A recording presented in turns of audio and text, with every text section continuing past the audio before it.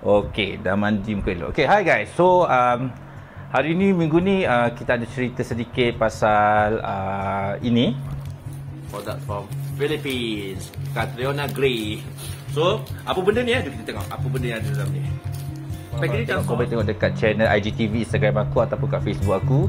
Ia adalah review untuk snack-snack makanan daripada Philippines and Sabahan. Sebab aku punya housemate ada seorang tu baru balik daripada Sabah sebab dia ada urusan kecemasan kalau kata seorang nanti korang quote dia macam melanggar merentas negeri. Dia ada alasan yang menasabah untuk merentas negeri hari tu. Jadi dia balik sini dah Alhamdulillah.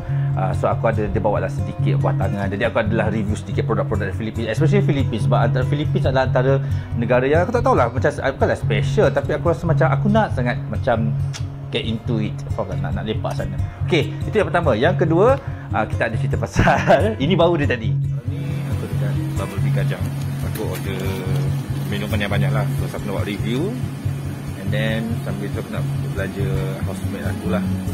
So overall tak sangka beli 8 terima 2. Nak sangat di dulu lagi benda ni. Aku dah order lah. Beli Kajang. So you guys dapat free lagi. Sebenarnya memang kali ni aku memang nak beli Bubble Bee lah semenjak dia benda, bukan semenjak arwah Siti Sarah ke ataupun sebenarnya dari dulu lagi aku nak try Bubble Bee ni. Jadi hari ni aku macam tadi aku pergi ke Bubble Bee Kajang. So aku dah beli, aku macam belanja lah kawan-kawan aku yang aktif dengan NGO aku ni. Jadi aku belanja diorang dan terima kasih banyak lah kepada staff-staff Bubble Bee Kajang. Hari ni aku order, yang aku terkejut dia, aku order 8 tau. 8 toffee honey ice cream. Okey, aku order 8. Tapi rupanya dapat free 2. Jadi aku takkan aku nak ambil ice cream juga. So aku dapat 2 lagi Bubble Bee honey made with black pearl. So aku dapat 2. So hari ni sambil-sambil kita sembang cerita apa semua, kita boleh, orang kata sambil-sambil tu aku buat sikit review lah. So anyway, thanks to staff Bubble Bee Kajang, especially the founder Abang Syuib. Okay, thank you Abang Syuib. Ini memang dah lama dari dulu nak makan, nak try benda ni. So very so sambil-sambil kita sembang, kita review. Okay, korang dah like, share and subscribe tadi kan. So aku lupa sebut tadi. So sambil tu kita dah lewat. So hari ni aku pakai baju daripada MAIS. Kenapa MAIS? Sebab aku adalah di antara orang ataupun individu yang agak participate dengan aktivis atau aktiviti-aktiviti kesukarelawan bersama dengan sebuah NGO di bawah penyelidikan MAIS. MAIS adalah Majlis Agama Islam Negeri Selangor, yang mana dulu aku pernah berkhidmat dengan MAIS juga, kira macam di bawah Pusat Pemulihan Dadah. Sekarang ni aku bersama dengan HIV, mental health dan sebagainya lagi. Jadi hari ni memang aku punya channel, memang aku nak sembang dengan korang lah. Tapi hari ni sebenarnya tadi aku di hospital, tapi untuk konten hospital ni aku sembang minggu depan. So hari ni aku nak share dengan korang satu kisah berkenaan dengan, ingat tak minggu lepas aku buat share pasal suami orang ambil syabu main dengan lelaki tu? Okay, selepas kejadian itu, aku rasa the next day aku dapat satu phone call dari seorang individu ni, nama dia Abang Makno. Jadi kisah Abang Makno adalah ini aku nak share dengan korang.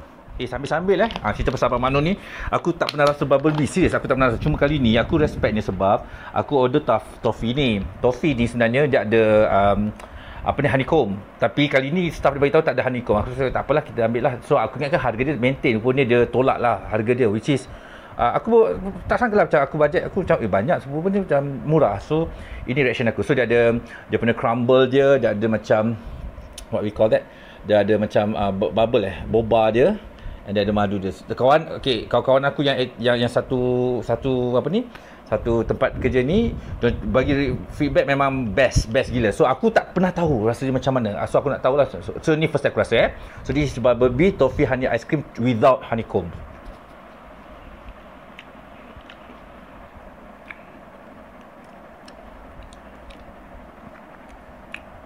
Oh, dia ada cornflake okey, sedap. Dah setakat ni sedap. Sedap lah. Aku rasa kan dia macam aiskrim yang luxury lah untuk aku. Manis dia nice, taklah manis sangat, tapi sedap sebenarnya. Madu dia rasa. And then aku rasa, aku just want the aiskrim putih ni is milk ke vanilla ke ataupun honey ke.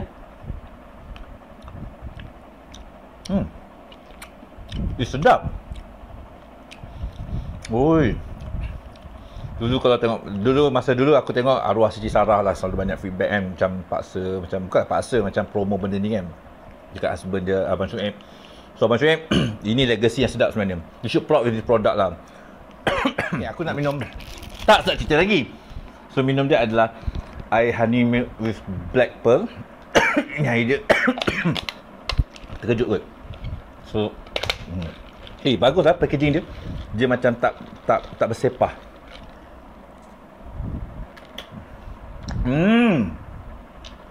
Sedap teruk. Sedap. Aku sebenarnya bukan suka orang yang manis sangat pun. Sebab aku dah manis kan. Aku adalah seorang yang tak suka sangat benda manis. Tapi Bubble Me adalah satu produk yang untuk aku ni first time aku rasa. Dan aku rasa sedap. Okay, kisah Abang Ma'in ni macam ni. Abang Ma'in ni call aku a day after aku release video yang minggu lepas lah. Jadi Abang Ma'in ni dia beritahu dia sebenarnya sekarang ni dia adalah bekas penagih. Okay, aku nak ajar korang satu perkataan yang mungkin korang macam confused tak tahu. Bagi orang-orang yang macam aku, orang yang pernah terlibat dengan ataupun pengalaman yang mengambil substance macam aku, kita orang tak panggil, kalau aku dah tak ambil, kita sebenarnya dalam kelompok kita orang tak panggil diri kita sebagai bekas penagih. There is no such thing. Sebab aku pegang daripada apa yang aku faham daripada Presiden Committed DIC, Abang Khalid Hashim. Dia ajar, dia cakap yang sebenarnya kita ni dipanggil penagih dadah kekal pulih. Okey. Jadi kita orang ni kenapa penagih kekal pulih? Sebab kita orang ni akan continuously ada perasaan untuk menagih, tapi sekarang ni kita orang kekal pulih kerana kita orang tak ambil substance. Okey. Kenapa aku cakap benda ni? Sebab ia relate dengan cerita Abang Mak Noh ni. Sebab Abang Mak Noh ni adalah individu, dia adalah seorang penagih dadah kekal pulih sebenarnya. Dia telah bergelumang dengan dadah ni daripada zaman dia muda lagi sehinggalah dia berusia 30. Jadi dia call aku dia call aku, dia cerita kat aku, dia menangis sebenarnya. Something happen kat dia. Okey. Tak. Dia cakap kat aku, sebenarnya dia kata, "Cikgu, saya sebenarnya sekarang ni relapse." Saya terkejut. Saya kata, Abang Mak Noh kan 65, kenapa boleh relapse? Dia kata macam ni. Hampir 35 tahun. Okey, hampir 30 tahun dia tak ambil substance sebab dia sudah mendirikan rumah tangga. Ketika umur dia 35 tahun, saya cakap salah dia. Umur 35 tahun, dia sebenarnya dia dah cuci tangan. Cuci tangan adalah istilah untuk tidak ambil air, untuk tidak mengambil barang lagi lah. Zaman dia ambil heroin. So dia tak ambil barang lagi kerana dia dah berjumpa dengan cinta hati dia, which is arwah isteri dia. Kenapa aku cerita arwah isteri dia? Nanti kau tahu cerita dia kenapa. Dia jumpa dengan arwah isteri dia dan dia mendirikan rumah tangga dan telah dikurniakan 3 orang anak. Jadi sepanjang kepulihan dia telah berjaya, orang kata, kekal pulih selama 30 tahun. Okey, sehingga hari ini umur dia 65 tahun. Jadi aku tanya dia, kenapa dia boleh relapse, dia jatuh? Dia cakap baru-baru ni isteri dia dan isteri dia telah disahkan COVID-19 positif. Dan apa yang berlaku, akhirnya isteri dia gagal dalam, orang kata, pertarungan untuk dalam COVID-19, yang mana isteri dia telah meninggal dunia. Sebab tu aku cakap arwah. Sebab tu bila isteri dia meninggal dunia, dia sangat lost. Dia lost kerana dia sekarang ni tinggal di dia asalnya berasal orang Kelang. Jadi sekarang ni dia kata bila dia lost, pada asalnya dia tak ada apa-apa. Dia okey, dia macam boleh move on. Tapi sebenarnya apa yang dia nak cakap kat sini, lama kelamaan dia rasa diri dia kosong. Okey, dia kata zaman dulu masa dia membesarkan anak-anak dia, ada kawan-kawan dia yang isap dada depan dia semua, tapi dia tak terjebak langsung pun. Dia boleh tepis je. Tapi kali ni bila isteri dia meninggal dunia, orang kata tulang belakang dia telah tak ada, dia pun akhirnya relapse. Okey, kenapa relapse? Okey, kenapa orang kata, orang question, isteri meninggal kau jatuh relapse, kenapa sampai tak macam tu kan kau boleh relapse? Okey, korang kena faham, ini untuk orang luar di sana Okey, ini untuk orang luar kat sana, family. Korang tak faham sebenarnya, kadang-kadang diorang ni diorang sebenarnya tak semua konflik dalam kehidupan orang macam aku dapat tangani dengan baik. Contoh aku sekarang ni, katakanlah aku tak bekerja, aku sakit, aku, orang kata, patah tangan dan sebagainya lagi. Aku ada konflik dalam hidup aku ada peristiwa-peristiwa yang membuatkan aku sakit dan sebagainya lagi. Tapi aku boleh tanganinya dan aku mengambil keputusan untuk tidak mengambil substance, faham? Tetapi ada setengah konflik dalam hidup engkau tak mampu nak handle. Which is sama kisah Abang Mak Noh ni, yang mana sebenarnya Abang Mak Noh ni adalah individu yang dia ambil sebab itulah konflik ini tak boleh handle. Sama juga dengan kawan-kawan perjuangan kat luar sana. Kadang-kadang aku marah, bukanlah marah. Aku kadang ada macam cringe sikit lah dengan kawan-kawan aku yang jenis macam, alah cikgu, kita orang okey dia, kita orang kuat, kita boleh handle benda-benda macam ni. Okey, aku ada satu tip yang kau kena pegang, yang family kena tahu. Sekejap. Bila engkau sebagai orang yang dalam kepulihan ataupun kau dah kekal pulih, bila engkau terlalu yakin, sebenarnya engkau tidak berjaga-jaga. Orang macam kita kena berhati-hati dan berjaga-jaga. Aku misalnya, aku dapat panggilan orang luar yang minta bantuan, klien-klien minta tolong, minta kata yang saya ada masalah, boleh tak datang jumpa saya ni semua kat rumah saya ni semua. Korang rasa aku boleh pergi ke tempat diorang? Tak semestinya, sebab aku belum tentu dapat menangani konflik itu. Ataupun dah kata lain, katakanlah sekarang ni aku menjadi keluarga yang baik, aku okey ni semua, kau rasa macam aku, alah cikgu okey kot, cikgu strong. Kau dah cakap aku strong sebab ada satu masa nanti, katakanlah mak ayah aku tak ada, aku tak tahu macam mana diri aku pada waktu itu. Mungkin aku tak boleh handle, mungkin aku akan relapse balik. Jadi untuk pengajaran kat sini, apa benda yang boleh kita belajar daripada cerita Abang Mak Nur ni? Kalau korang nak share, nak komen something, korang komen dia. Aku rasa aku terbuka dengan cerita-cerita korang. Okey, tapi apa daripada saya aku ialah, okey, apa benda yang kita boleh belajar kat sini sebenarnya? Okey, daripada kisah Abang Mak Nur, tak kisahlah kau ni penagih ke, LGBT ke, orang yang tengah sakit jiwa ke, manusia biasa, ketua kampung, doktor, mak ayah ke apa, selagi engkau bernama manusia, kita akan berhadapan dengan banyak sangat konflik.